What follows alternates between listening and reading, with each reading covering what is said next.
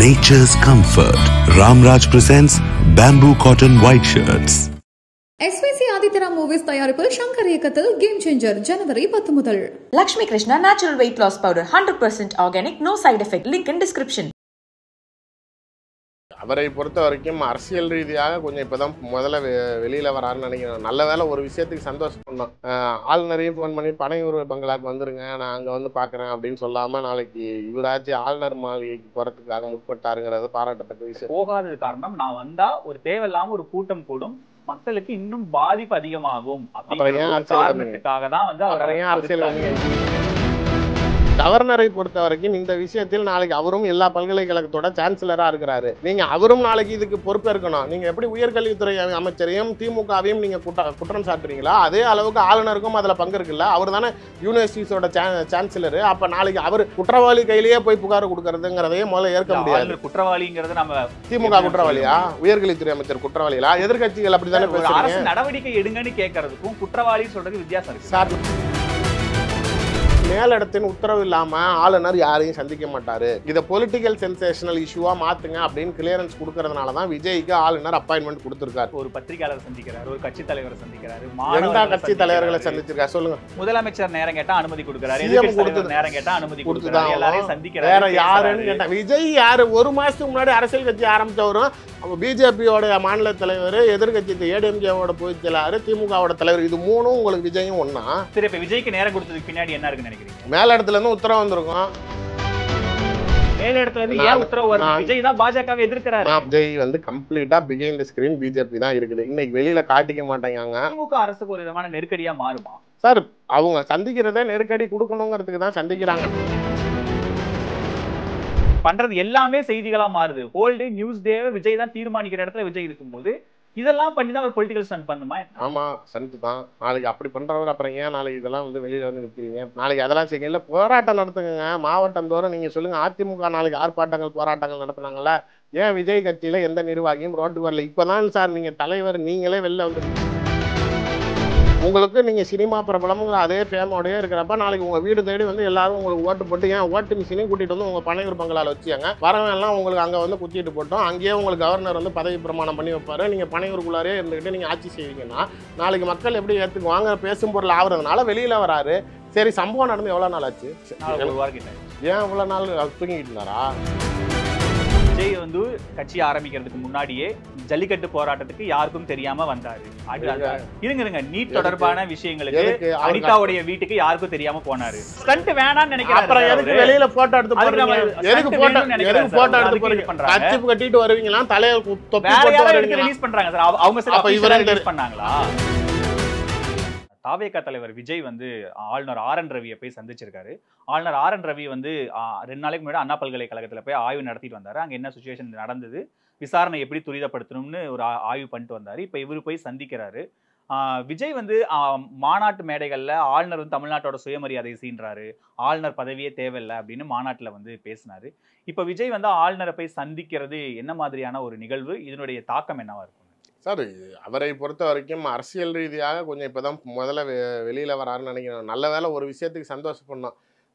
ஆளுநரையும் phone பண்ணி பனையூர் பங்களாக்கு வந்துருங்க, நான் அங்கே வந்து பார்க்குறேன் அப்படின்னு சொல்லாமல் நாளைக்கு இவராச்சும் ஆளுநர் மாளிகைக்கு போகிறதுக்காக முற்பட்டாருங்கிறது பாராட்டத்தக்க விஷயம் தான். திரும்ப நான் இங்கே அதை கிளாரிஃபை பண்ணணும்னு நினைக்கிறேன். அவர் இன்டர்பிரேஷன்லாம் கிடையாது, கிளாரிஃபிகேஷன் தான். அவர் வந்து அந்த விஷயத்துக்கு இப்போ வந்து அங்கே போகாதது காரணம் நான் வந்தா ஒரு தேவையில்லாமல் ஒரு கூட்டம் கூடும், மக்களுக்கு இன்னும் பாதிப்பு அதிகமாகும் அப்படிங்கிற ஒரு காரணத்துக்காக தான் வந்து அவர். எம்ஜிஆர் கிராமமா நீங்க அவரை விட பெரிய சூப்பர் ஸ்டாரா சார்? ஃப்ளட் வந்திருக்கு சார், மக்கள் பாதிக்கப்பட்டிருக்காங்க. அந்த இடத்துல போனா அது ஒரு சின்ன ஒரு கிரைசிஸ் இருக்கும்ல, தேவையில்லாத ஒரு நெருக்கடி இருக்கும். சரி, நினைவு நாள்கள் வந்துச்சு தலைவர்களுக்கு. இப்போ அம்பேத்கருக்கு வந்துச்சு, பெரியாருக்கு வந்துச்சு. வீட்டுல போட்டோ வச்சு தானே பூத்து பெரியார திடலுக்கே விஜய் போனா நினைவு இருக்கும். அப்பயும் நாளைக்கு அசிங்கமா சொல்லுவேன், பெரியாரோட சமாதி அங்க இருக்குன்னு கூட தெரியாம நாளைக்கு அவர் வாசல்ல இருந்த சிலைக்கு மாலையை வச்சு விட்டு அதோட வந்துட்டாரு உள்ளுக்குள்ளார. அது இருக்கட்டும் சார், திடலுக்குன்னு அங்க பெரியார் திடலுக்கு போய் மரியாதை செலுத்தணும்ன்ற அளவுக்கு விஜய் இருக்குல்ல. அது அரசியல் கட்சி ஆரம்பிக்கிறதுக்கு முன்னாடி பண்ண ஸ்டண்ட் சார். சார் இது என்ன சார் 1-2 மார்க் பண்ணி பண்ணிக்கிட்டு இருக்கீங்க? எல்லா விஷயத்துக்கும் வெளில வரல சார். உங்க ஆப்சன்ஸ் இருந்துச்சுன்னா விமர்சனத்துக்கு உள்ளாகும் சார். நீங்க செஞ்சதை கணக்கு பேசாதீங்க. நீங்க கவர்னரை பொறுத்த வரைக்கும் இந்த விஷயத்தில் நாளைக்கு அவரும் எல்லா பல்கலைக்கழகத்தோட சான்சலரா இருக்கிறாரு. நீங்க அவரும் நாளைக்கு இதுக்கு பொறுப்பேற்கணும். நீங்க எப்படி உயர்கல்வித்துறை அமைச்சரையும் திமுகவையும் நீங்க குற்றம் சாட்டுறீங்களா, அதே அளவுக்கு ஆளுநருக்கும் அதுல பங்கு இருக்குல்ல. அவர் தானே யூனிவர்சிட்டிஸோட சான்சலர். அப்ப நாளைக்கு அவர் குற்றவாளி கையிலேயே போய் புகார் கொடுக்கறதுங்கிறதையே முதல்ல ஏற்க முடியாது. குற்றவாளிங்கிறத நம்ம திமுக குற்றவாளியா, உயர்கல்வித்துறை அமைச்சர் குற்றவாளியா? எதிர்கட்சிகள் அப்படித்தானே. ஒரு அரசு நடவடிக்கை எடுங்கன்னு கேட்கறதுக்கும் குற்றவாளின்னு சொல்றதுக்கு வித்தியாசம் இருக்கு சார். நான் கேட்கறேன், உங்களுக்கு நாளைக்கு ஃபண்ட்ஸ் சரியா எக்ஸிக்யூட் பண்ணல, கேமராஸ் ஒர்க் பண்ணல, நாளைக்கு இன்ஃப்ராஸ்ட்ரக்சர் இல்ல, செவரு வாட்டர், இதெல்லாம் சான்சலர் பாக்குறதுக்கு அதிகாரம் இருக்கா, இல்ல கேள்வி கேட்கறதுக்கு அதிகாரம் இருக்கா? இல்ல எனக்கு அது கேட்கலாம். சான்சலர் ஏன் கேட்கல? அப்ப you are also inside the crime தானே. தவறு நடந்ததுக்கு நீங்களும் ஒரு காரணம் தானே.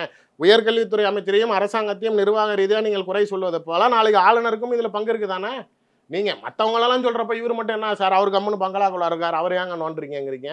அவருக்கும் அதில் பொறுப்பு இருக்குல்ல. மற்ற நியமனங்களில் நாளைக்கு எல்லாத்துக்கும் நீங்கள் தான் நாளைக்கு பொறுப்பு. தமிழ்நாடு அரசு நாளைக்கு ஆளுநருடைய நியமனத்துக்குள்ளார தலையிடக்கூடாதுன்னு தீர்மானம் நிறைவேற்றுறதுக்கெல்லாம் பிரச்சனை பண்ணுறப்ப இப்போ நீங்கள் தானே சான்சலரு. அப்போ நாளைக்கு இவர் விஜய் கொண்டு போய் ஆளுநர் கையில் காவல்துறை மீதோ அல்லது இந்த கல்லூரி சம்பவத்தை பற்றி அவர் கையில் புகார் கொடுப்பதே ஏற்பு கிடையாது. ஏன்னால் அவரும் சம்பந்தப்பட்ட வகையில் அவரும் ஒரு சூழ்நிலை கைதின்னு கூட வச்சு கான்ஸ்டிடியூஷனல் ஹெட், இந்த அரசுக்கு தலைமை வகிக்கிறவர், பிளஸ் நீங்க சொல்ற மாதிரி பல்கலைக்கழகத்துக்கு வேந்தரா இருக்கிறவர். இப்படி ஒரு சம்பவம் நடந்திருக்கு, இதுக்கு நீங்க வந்து உடனடியா நடவடிக்கை எடுங்க. ஏன்னா இந்த அரசு வந்து காவல்துறை வந்து நடவடிக்கை துரிதமா இல்ல, கவனக்குறைவா செய்யணும். நீங்க வந்து நடவடிக்கை எடுங்க அவர் போய் கொடுக்கல. எனக்கு சொல்லுங்களேன், நீங்க சொல்லுங்க என்ன செய்யணும். இதுக்கு மேல கிளியரா சொல்றாங்க. 4 மணிக்கு சாயங்காலம் எங்க கம்ப்ளைண்ட் வந்துச்சு. நாளைக்கு நாங்கள் நைட்டு ஃபுல்லாகவே சிசிடிவி கேமரா அனலைஸ் பண்ணி சிடிஆர் அனலைஸ் பண்ணி சம்மந்தப்பட்ட பையனை காலையில் நாங்கள் அரெஸ்ட் பண்ணி எஃப்ஐஆர் போட்டு ரிமாண்ட் பண்ணிட்டோம். செக்ஷன்ஸுமே வந்து நாளைக்கு எதுலேயுமே டைல்யூட் பண்ணிலாம் போடலாம், எல்லாமே நாளைக்கு ஸ்ட்ராங்கான செக்ஷன்ஸ் தான் போட்டிருக்காங்க, ரிமாண்ட் பண்ணியாச்சு. இதுக்கு மேலே வேறு என்ன செய்யணும்? இல்லை சார், என்ன செய்யணும்னு சொல்லுங்கள். திமுகவில் உறுப்பினராக இருப்பதனால் அவர் கைது செய்யப்படாமல் இருந்தாரா, இல்லை ஏதாவது அவர் தலைமறைவாயிட்டாரா, இல்லை எஃப்ஐஆர் போடலையா, இல்லை செக்ஷன் டைல்யூட் பண்ணி வச்சுருக்காங்களா, இதில் என்ன பிரச்சனை நடந்துச்சுன்னு நீங்கள் இவ்வளோ அரசியல் பண்ணுறீங்கன்னு சொல்லுங்கள் எனக்கு. இப்போ ஆளுநர்கிட்ட கொண்டு போய் சார் எல்லாமே அட்டென்ஷன் கெய்னிங் ஒரு விஷயம் வச்சுக்கோங்க. ஆளுநர் நாளைக்கு இப்போ நான் கேட்குறேன், ஒரு சவுக்கு சங்கரை சந்திக்கிறார் ஆளுநர், இதுக்கு மேலே கவர்னருக்கு கிரேட் இருக்குமா? இது எதுக்கு சொல்கிறேன்னா, மேலிடத்தின் உத்தரவு இல்லாமல் ஆளுநர் யாரையும் சந்திக்க மாட்டார். இதை பொலிட்டிக்கல் சென்சேஷனல் இஷ்யூவாக மாற்றுங்க அப்படின்னு கிளியரன்ஸ் கொடுக்கறதுனால தான் விஜய்க்கு ஆளுநர் அப்பாயின்மெண்ட் கொடுத்துருக்காரு. இல்லைன்னா ஆளுநரை அவ்வளோ சாதாரணமாக நீங்கள் சொல்கிற மாதிரி ஒரு பத்திரிகையாளர் சந்திக்கிறார், ஒரு கட்சி தலைவரை சந்திக்கிறாரு, கட்சி தலைவர்களை சந்திச்சிருக்காரு. சொல்லுங்க, இது வரைக்கும் சந்திச்ச அரசியல் கட்சி தலைவர்கள் ஆளுநர் சும்மா லிஸ்ட் சொல்லுங்க. அண்ணாமலையை சந்திக்கிறாரு, இப்ப விஜய் சந்திக்கிறாரு. ஏங்க ஆளுங்கட்சியோட மாநில தலைவருங்க, தேசிய கட்சியோட மாநில பிஜேபியோட மாநில தலைவர், முதலமைச்சர் நேரம் கேட்டா அனுமதி கொடுக்குறாரு, எதிர்க்கட்சி தலைவர் நேரம் கேட்டா அனுமதி கொடுக்குறாரு, எல்லாரையும் சந்திக்கிறாரு. விஜய் யாரு? ஒரு மாசத்துக்கு முன்னாடி அரசியல் கட்சி ஆரம்பிச்சவரும் பிஜேபியோட மாநில தலைவர், எதிர்கட்சி ஏடிஎம்கேவோட பொதுச் செயலாளர், திமுகவோட தலைவர், இது மூணும் உங்களுக்கு விஜயும் ஒண்ணா? வேற யாரையாச்சும் சொல்லுங்க சார். விஜய் நேரம் கேட்டா டைம் கொடுத்துருப்பாரு சார். யார் சொன்னான்னு நினைச்சீங்க? சரி, இப்ப விஜய்க்கு நேரம் கொடுத்ததுக்கு பின்னாடி என்ன இருக்குன்னு நினைக்கிறீங்க? மேல இடத்துல இருந்து உத்தரவு வந்திருக்கும். நாளைக்கு மேல டெல்லியில சொல்லாம பாஜகவை எதிர்க்கிறாரு சார். அப்புறம் ஏன் சார் விஜய் சந்திக்க உங்க ஆர்குமெண்ட் எடுத்துக்கிட்டா கூட மேல இடத்துல இருந்து ஏன் உத்தரவு வரணும்? விஜய் தான் பாஜகவை எதிர்க்கிறாரு. நான் பல முறை தெளிவா நம்ம சேனல்லே கூட பேட்டி பேசியிருக்கேன். விஜய் வந்து கம்ப்ளீட்டா பிஹைண்ட் தி ஸ்கிரீன் பிஜேபி தான் இருக்குது. இன்னைக்கு வெளியில காட்டிக்க மாட்டேங்காங்க. அவங்க ஒரு சிச்சுவேஷன்ல எக்ஸ்போஸ் பண்ணுவாங்க. அவங்க மைனாரிட்டி ஓட்ஸை சப்போர்ட் பண்ணியும் பிஜேபிக்கு எதிரான வாக்குகளை அறுவடை செய்யும் தான் அவர் அரசியல் இறங்குறாரு. அதனால வெளிப்படையாக அவங்களுடைய கூட்ட காட்டிக்கணும்னு நினைக்க மாட்டாங்க. 26 பிஜேபி நாளைக்கு அதிமுகவுடன் தான் பயணிக்கும். அப்பதான் விஜயை தனித்து விடுறப்ப இவங்க எல்லாம் நாளைக்கு அவருக்கு எதிரானவர்கள் மாதிரி சித்தாந்தத்தை கிரியேட் அதிமுக அதுக்கு ஒத்துக்குமான்னு தெரியல. பாஜக பயணிக்குதான் அவங்க விருப்பப்படலாம், அதிமுக இல்லைன்றாங்க. நீங்க அண்ணாமலைக்கு ரைடு விட்ட மாதிரி எடப்பாடி பழனிசாமிக்கு ரைடு போச்சு இல்ல, ஞாபகம் இருக்குதா? கூட்டணி இல்லாம ஒரு தேர்தலே சந்திச்சிட்டாங்க சார் 2024 சார். அப்ப பாஜக இல்லாம சந்திச்சாங்க. நீங்க அவங்களுக்கு மேல கரெக்டா பவர் போற நேரம்னு பார்த்து கோட் ஆஃப் கான்டாக்ட் வரப்போ உங்க வித்தையை காட்டினீங்க. இப்ப திரும்பி இன்னும் 5 வருஷம் உட்காந்துருக்காங்களா, இப்ப வித்தையை காட்ட சொல்லுங்க பாப்போம். நாளைக்கு வெளிப்படையாக நாளைக்கு இல்லைன்னு சொல்லுங்க. எடப்பாடி அவர்கள் வாயால வெளியில வந்து சொல்லிட்டாரு சார் கூட்டணி இல்லைன்னு. எத்தனை முறைங்க சொல்றது? இதுன்னு பத்திரிகையாளர்கிட்ட கோவப்படுறாரு சார். பத்திரிகையாளர் சந்திப்பை கொஞ்சம் நினைவுபடுத்துவீங்கன்னு நினைக்கிறேன். முன்னாடி எந்த சூழ்நிலையிலையும் சொல்லிக்கிறேன், நாளைக்கு பிஜேபி உடன் கூட்டணி கிடையாதுன்னு இப்படி படம் எடுத்துக்கிட்டு ஆடிக்கிட்டு இருந்த பாம்பு நாளைக்கு திரும்பி பிஜேபி உடன் கூட்டணி இருக்குதான்னு கேட்டப்போ பாம்பு படுத்துருச்சு. சுத்தமா நாளைக்கு அதுக்கு பதிலே வரல. திரும்பி வெளியில வந்து நியூஸ் சேனல் ஒரு அறிக்கை கொடுத்தாருன்னு மறுபடியும் அடுத்த நாள் அப்பதான் மார்ட்டின் வீட்டுக்குள்ளார ரைடு போச்சு. ஏன்னா மார்ட்டின் தான் சமீப காலமா எடப்பாடி அவர்களுக்கு முழுமையான செலவு பண்ணிட்டு இருக்காரு. அவருக்கு வேண்டிய எல்லா இடத்துலயும் ரைடு போய் பிரச்சனை ஆகி அவருக்கு அப்புறம் அவர் அடிப்படைஞ்சதுக்கு அப்புறம் நான் உங்ககிட்ட ஓப்பனாகவே சொல்றேன், ஓ பன்னீர்செல்வத்தை மீண்டும் அதிமுகவில் சேர்த்துக்கணும்.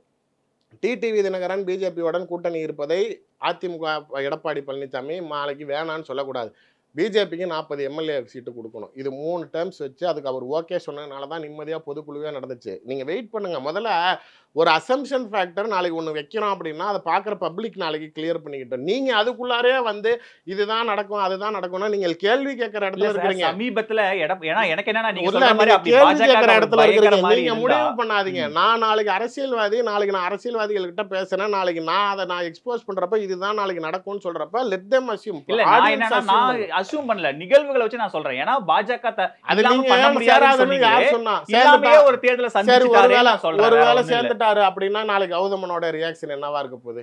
இப்ப நாளைக்கு நான் என்ன சொல்ல போறேன், அவங்க சேர்ந்து சந்திக்க போறாங்க இல்ல. இப்ப நாளைக்கு நான் சொன்னது நடந்துச்சு, நீங்க எனக்கு பாராட்டு விழா நடத்த போறீங்களா? இல்ல. அப்ப நாளைக்கு அது ஒரு கருத்தா பேசுறப்ப ரைட்டுன்னு அதை கடந்து போயிடணும். திரும்பி அது கிடையாது அப்படி சேர போறாங்களான்னு தெரியாது அப்படின்னா அப்ப தெரியாத பட்சத்தில் நீங்கள் அதை பேசக்கூடாது. நம்ம திரும்ப விஜய்க்குள்ள பேசும்போது நீங்க சொல்ற மாதிரி பாஜகவை நீங்க கடுமையா எதிர்க்கிற விஜய், ஆனா பாஜக பின்னாடி இருக்காங்க, நீங்க ஒரு சந்தேகத்தை கிளப்புறீங்க.